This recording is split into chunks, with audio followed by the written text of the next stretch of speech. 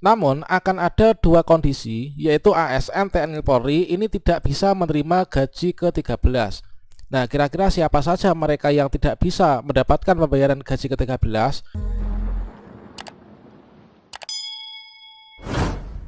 Melalui peraturan pemerintah nomor 16 tahun 2022 sudah jelas disampaikan bahwa untuk juknis pembayaran THR dan gaji ke-13 serta peraturannya sudah disampaikan melalui peraturan presiden nomor 16 tahun 2022 tentang pemberian tunjangan hari raya dan gaji ke-13 kepada aparatur negara, pensiunan, penerima pensiun, dan penerima tunjangan tahun 2022.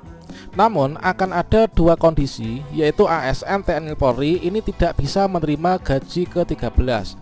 Nah, kira-kira siapa saja mereka yang tidak bisa mendapatkan pembayaran gaji ke-13 dan juga kapan jadwal pencairannya? Silahkan simak video ini sampai selesai. Namun sebelum kita lanjutkan, perlu saya ingatkan bagi teman-teman yang mungkin baru pertama kali menemukan channel ini, silahkan klik tombol subscribe-nya dan aktifkan notifikasi loncengnya sehingga nanti jika ada update video terbaru, teman-teman tidak akan ketinggalan informasi. Baiklah sobat-sobatnya, peraturan pemerintah Republik Indonesia nomor 16 tahun 2022 ini adalah terkait tentang pemberian tunjangan hari raya dan juga gaji ke-13. Tentunya pada peraturan ini sudah disampaikan, yaitu terkait tentang tata cara pembayaran gaji ke-13 dan juga THR kemarin itu bagaimana, soalnya juga untuk besarannya itu berapa, dan juga yang berhak untuk mendapatkan itu siapa saja. Kemudian komponen dari gaji ke-13 itu apa saja. Di sini kita cek pada pasal 2, pemerintah memberikan tunjangan hari raya dan gaji ke-13 tahun 2022 kepada ASN, pensiunan, penerima pensiun, penerima tunjangan sebagai wujud penghargaan atas pengabdian kepada bangsa dan negara dengan memperhatikan kemampuan keuangan negara. Nah, di sini pada pasal 3, aparatur negara sebagai yang dimaksud itu adalah terdiri dari PNS dan juga calon PNS. Berarti teman-teman yang statusnya CPNS ini sudah mendapatkan nanti pembayaran gaji ke-13. Kemudian juga P3K. Nah, teman-teman yang sudah mendapatkan SK P3K nanti bisa mendapatkan pembayaran gaji ke-13. Prajurit TNI, kemudian anggota Polri, kemudian pejabat negara. Kemudian ada kategori-kategori lain yang akan mendapatkan pembayaran gaji ke-13 ini, teman-teman. Namun dari semua ini yang berhak mendapatkan gaji ke-13 nanti akan ada dua kondisi.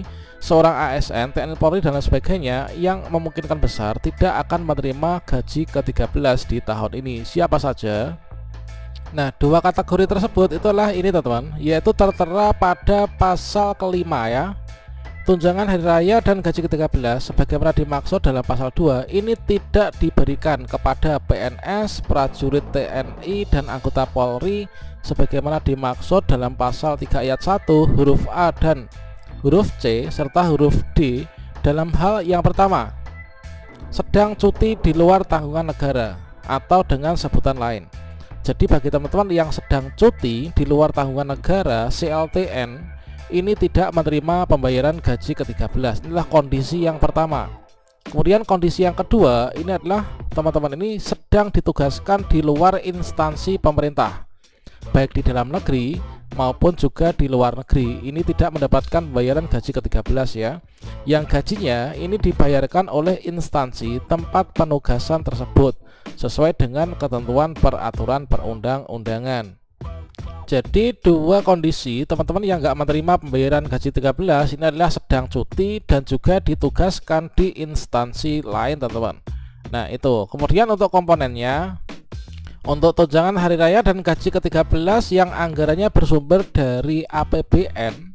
Nah, ini adalah nanti mendapatkan gaji pokok, kemudian tunjangan keluarga, kemudian tunjangan pangan, tunjangan jabatan dan juga tunjangan umum, kemudian 50% yaitu tunjangan kinerja.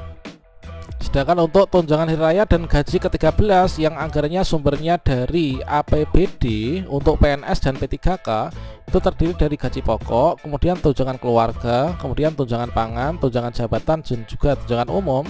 Kemudian tambahan penghasilan ini paling banyak adalah 50% ya. Jadi nominal yang teman-teman akan terima di tahun ini berbeda dan lebih banyak daripada di tahun kemarin.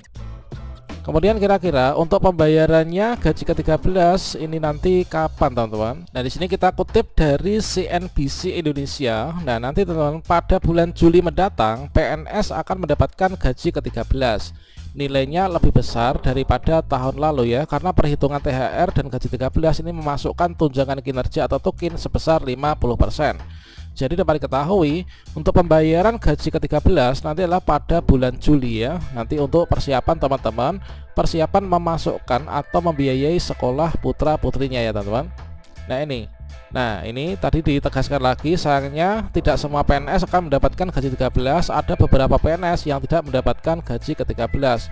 Telah mengacu pada pasal 5 Peraturan Pemerintah nomor 16 tahun 2022.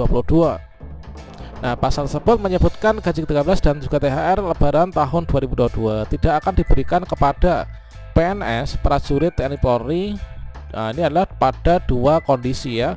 Yang pertama, itu adalah yang tadi kita bahas pada PP-nya, yaitu sedang cuti di luar tanggungan negara dan juga ditugaskan di tempat lain.